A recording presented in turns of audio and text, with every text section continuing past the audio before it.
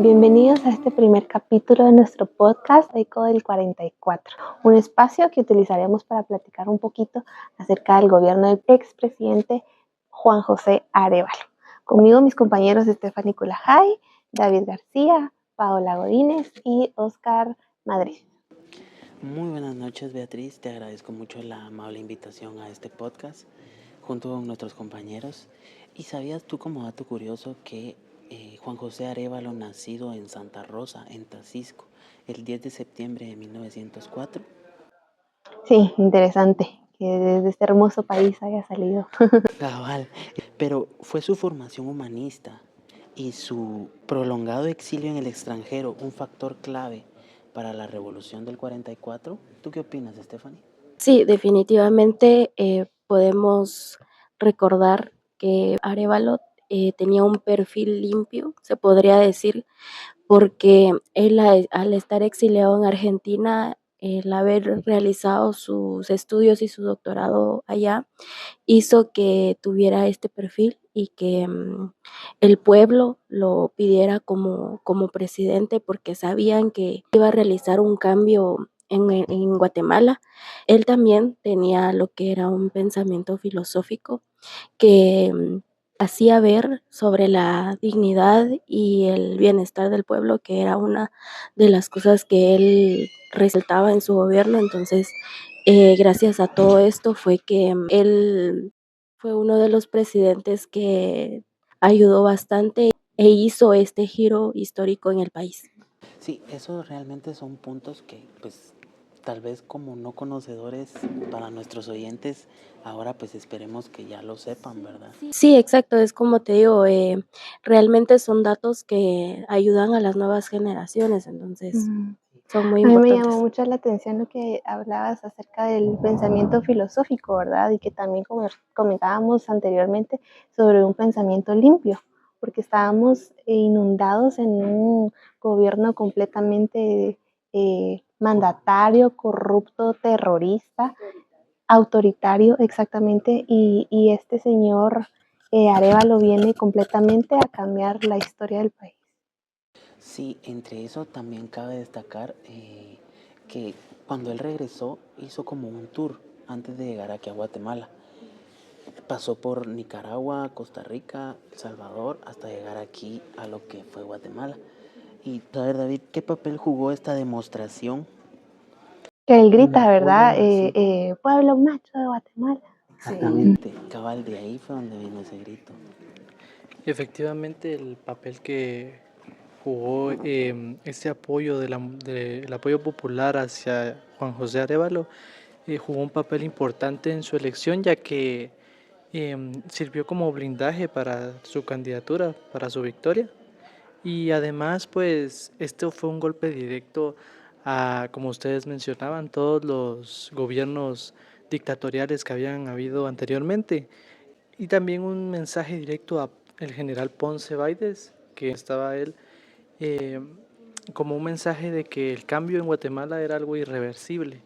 Entonces, esto sirvió mucho porque le dio legitimidad a este gobierno nuevo de Juan José Arévalo, y esto le ayudó a promulgar la Constitución que fue creada en 1945, y también algo que muchos pedían ante la caída de Ubico era el código de trabajo, ¿verdad?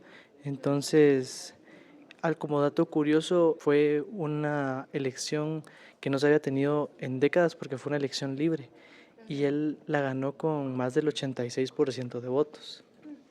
Y entre otras cosas, también él fue quien nos regaló, nos dio, digámoslo así, el edificio de humanidades.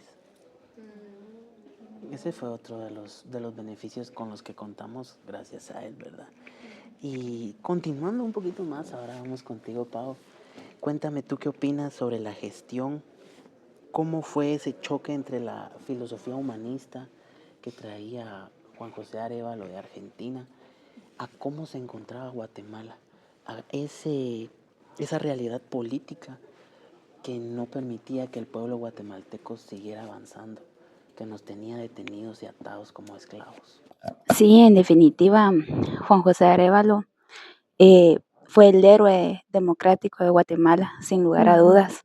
Vino a salvar la nación, fue el arquitecto de una nación que buscaba la democracia, buscaba la reforma económica y la liberación laboral, ¿verdad? Con todos estos códigos que vino a hacer, que nos comentó aquí nuestro compañero, y con la filosofía que nos comentó acá Stephanie. Él, sin lugar a dudas, tenía un socialismo espiritual, aunque todo el mundo lo conocía como comunismo, pero no era así. Era una filosofía que él tenía. Se vino a topar con las élites que buscaban oprimir a Guatemala en lo económico, principalmente la United Fruit Company y Estados Unidos, que eran influencias externas, ¿verdad? Que querían pues oprimir a Guatemala, y él vino a buscar esa liberación.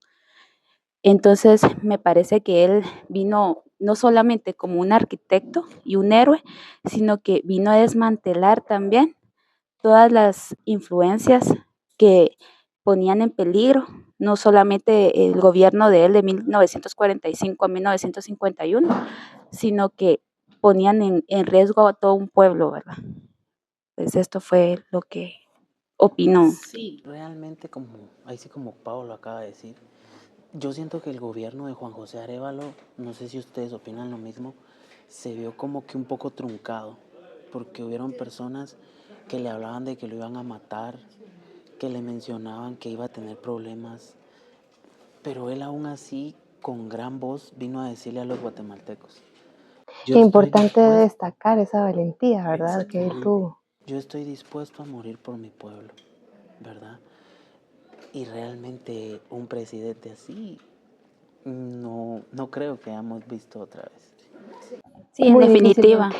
en definitiva fueron 10 años, ¿verdad? Los que estuvieron de la democracia en Guatemala. De ahí no hemos visto pues otro gobierno que Sí, también con su reforma de la Constitución en 1945, que como dijo David, pues ya empezó a incluir y a mejorar la situación de vida para los guatemaltecos, ¿verdad? Y algo importante que ahorita recordando, como ustedes mencionaban, el gobierno de él tuvo un impacto en su momento, pero también podemos ver el impacto que tiene ahora en la sociedad, ya que sigue generando impacto con la fundación del IX. Es una ayuda muy importante para todas las personas hoy. Y además el código de trabajo, ¿verdad? Ya que antes no se respetaban los derechos de los trabajadores. Y son cosas que hasta el día de hoy siguen generando bastante impacto. Sí, y es como decían ustedes, yo siento que tal vez él, al ser uno de los primeros presidentes que tuvo su elección democrática, también fue eso lo que hizo que tuviera como que muchos enemigos, si se podría decir así. Entonces, también destacando de que su gobierno fue difícil por lo mismo, por los enemigos que llegó a tener él. Siento que también todo eso afectó, pero podemos decir que hizo un buen trabajo, dejando bastante legado para la historia. Realmente esto se podría decir que es algo impactante. Claro, sentó un precedente. Más que todo, porque ahí sí que ni se vinculó con ninguno, porque hasta Arana creo que le ofreció unirse a él y él solo le dijo, va, hágalo, los arevalistas estamos con usted, pero sabemos que en realidad nunca estuvieron con ellos, ¿verdad? Claro, su mayor aliado fue Jacobo Arbenz, ¿verdad? Que fue el que vino a gobernar luego y que terminó pues esta primavera, porque fue un tiempo total de primavera. Ahí sí que como lo dice la palabra, ¿verdad? Primavera en Guatemala. No estuvimos tan sometidos como con otros gobiernos y hasta la fecha seguimos así, ¿verdad? ¿Y qué más nos puedes decir, Bea? Uy, podríamos hablar muchísimas más cosas, ¿verdad? De el presidente Arévalo, que como comentaba, vino a sentar un precedente, y podríamos seguir hablando de muchísimas cosas más, de este liderazgo que él vino a hacer de esta revolución de dignidad del pueblo de Guatemala. Pero esperamos que tengamos más oportunidades para compartir más información, y muchas gracias por su tiempo, gracias por el espacio y gracias por estar con Gracias. nosotros. Hasta una próxima.